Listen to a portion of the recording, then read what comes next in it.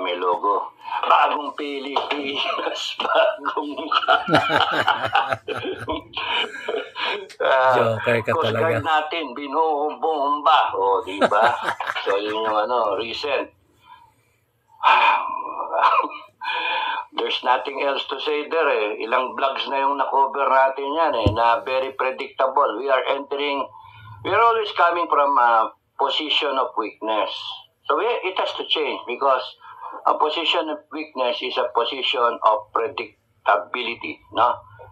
Na kayang-kayang basahin tayo at hulaan tayo.